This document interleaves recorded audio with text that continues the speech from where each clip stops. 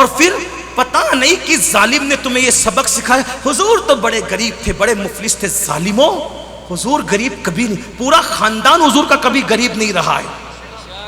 آؤ بیٹھو بات کرو, کیا پکتے ہو؟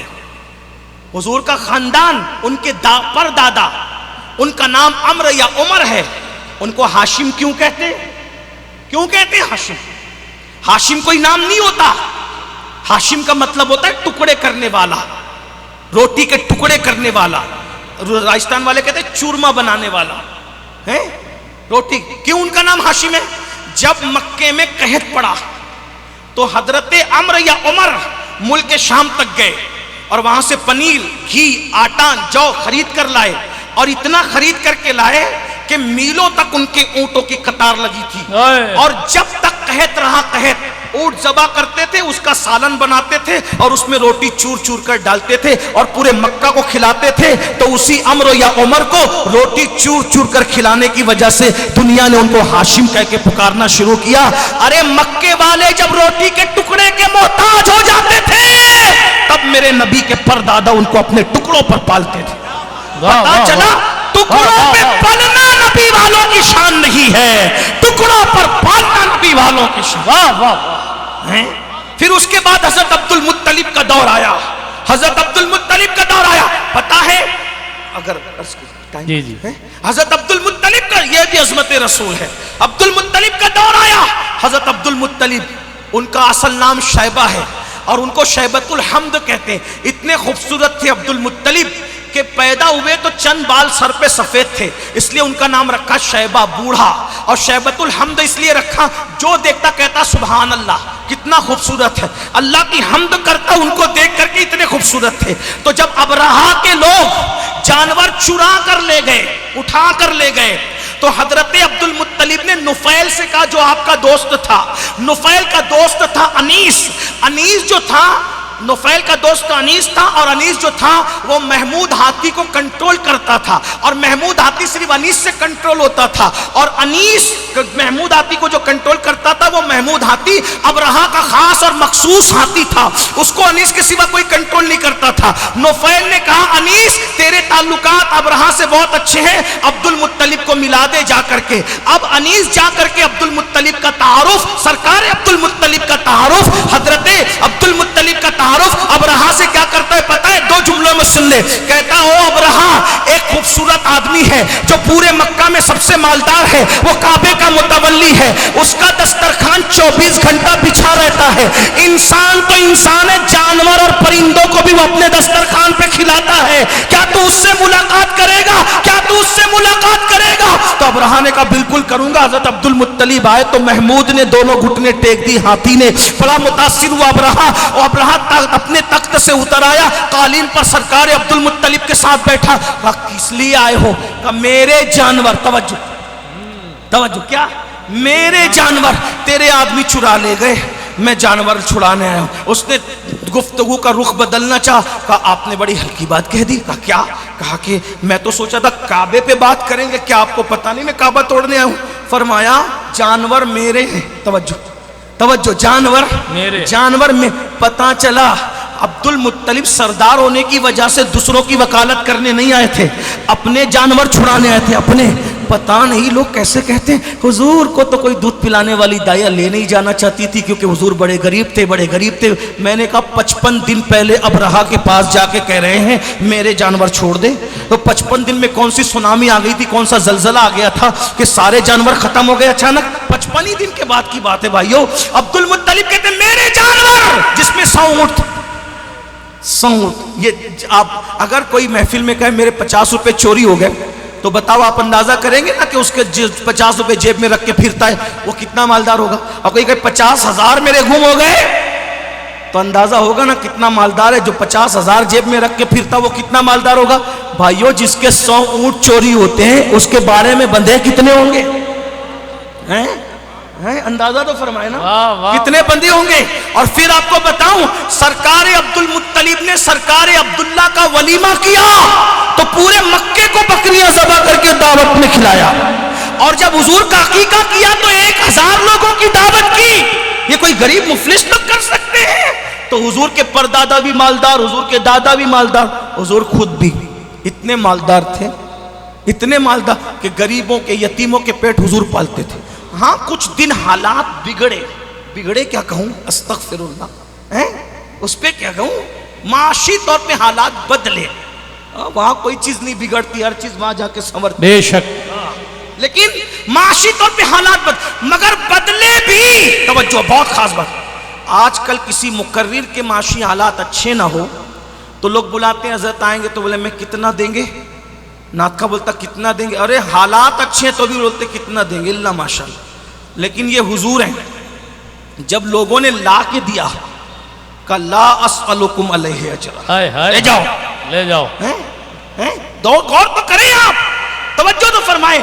और फिर आप ये कैसे कहते हैं कि रसूलुल्लाह जाहिर में भी हुजूर अलैहिस्सलाम, जाहिर में भी हुजूर की आमदनी लाखों रुपए की थी मदीने मुनव्वरा में। हुजूर अलैहिस्सलाम पेवन वाला भी पहनते थे, लेकिन महंगे महंगे भी पहने, 27 ऊंट देकर भी हुजूर ने कपड़े खरीदे हैं। इसलिए मेरी गुजारिश है, मेहनत करो बेशक, मालदार बनो बेशक, पैसे कमाओ, रात भर मत जागो, फजर पर इशा पढ़ के सो जाओ, फजर में उठो, छोटा कारोबार करो और कर्ज से बचो, कर्ज से बचो, कर्ज से बचो, हत्तल इम्कान कर्ज लेने से अपने आप को बचाओ, खूब मालदार बनो, खूब तरक्की करो इंशाअल्लाह। मोहम्मदुर रसूलुल्लाह के शाहीन हो। तो जो आखिरी बात कहने चला था, 2 जुमले में खत्म कर रहा हूँ, हुजूर के क्या बनो, वफादार। टाइम हो गया जी, चले वो जो आखिरी बात कह रहा था फिर किसी दिन कहूँगा, वफादार कर दो। हाँ 2-3 मिनट। हाँ जी, हाँ सुन ले 2-3 मिनट, हुजूर के वफादार 2-3 मिनट सुन, तवज्जो मेरी तरफ, तवज्जो मेरी तरफ। वफादार किसको कहते हैं, एक 2 जुमले में बात सुन ले, तवज्जो इस तरफ, तवज्जो। वफादार, जो हुजूर का वफादार हो जाता है उसकी निशानी, तवज्जो बहुत कीमती जुमला आ गया है, जो हुजूर का वफादार हो जाता है वो वफा में बाप छोड़ देता है। बाप क्या चीज है, इंसान अपना बाप छोड़ देता है। जुमला मैंने बहुत महंगा कहते और बहुत कीमती का, वफा में बाप छोड़ देता है। बाप गुनाह क्या चीज है, दलील हदीस। एक खूबसूरत सा बच्चा है, एक बहुत मालदार खातून है, अपने भतीजे से कहती है जा जरा कुछ गुलाम खरीद ला। खूबसूरत सा बच्चा जिसका नाम जैद था, वो भतीजा जाता है इब्ने हिजाम और ला करके, पुप्पी अम्मा ये बच्चा, उसकी परवरिश करती है। वो परवरिश करने वाली को दुनिया उम्मुल मोमिनीन सैयदा खदीजा के नाम से जानती है। उस उम्मुल मोमिनीन का निकाह हुस्न के बादशाह से होता है और उसी रात वो अपनी पूरी दौलत उस बादशाह के, हुस्न के बादशाह के कदमों में रख देती है, ये सब मेरा नहीं आपका। सुभान अल्लाह। तो जैद भी वो जो गुलाम बच्चा था हुजूर के पास आ जाता है, बेशक हुजूर के आगे पीछे जैद जैद जैद जैद जैद।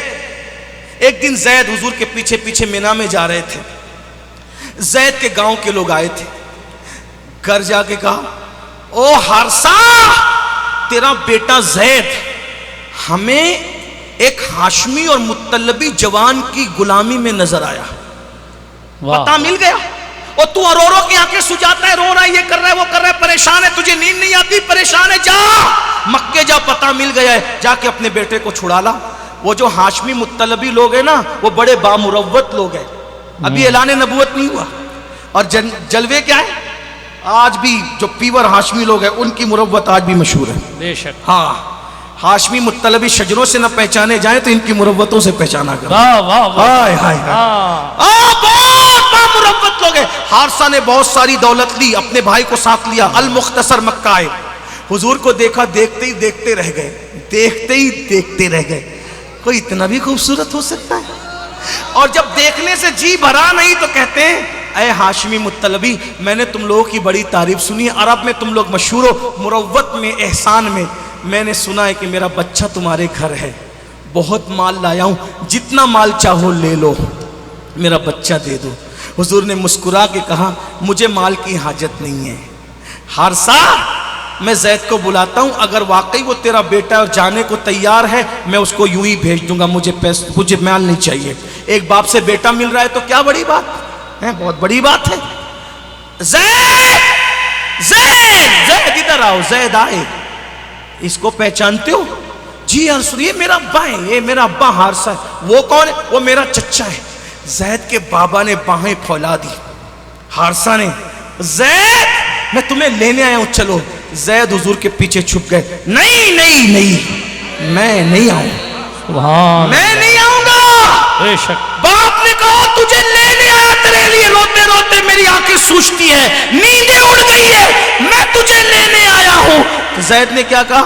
نہیں بابا, باپ جو پیار نہیں دے سکتا اس میرے آقا نے مجھے پیار دیا ہے, میں ان کو چھوڑ کے کہیں نہیں جاؤں گا, آپ چلے جائیں. کہا زید غلامی کا کروڑوں آزادی کو ٹھوکر مارتا ہوں ان کی غلامی پر, میں تمہیں چھوڑ سکتا ہوں مگر اپنے آقا کو چھوڑ کے کہیں نہیں جا سکتا.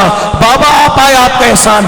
آپ سے پوچھتا ہوں, وفا میں زید نے باپ چھوڑ دیا, تم زنا نہیں چھوڑ سکتے, تم شراب نہیں چھوڑ سکتے, تم جوا نہیں چھوڑ سکتے, تم گالی نہیں چھوڑ سکتے, تم حسد نہیں چھوڑ سکتے, باپ کو چھوڑا, انعام کیا ملا؟ ابین.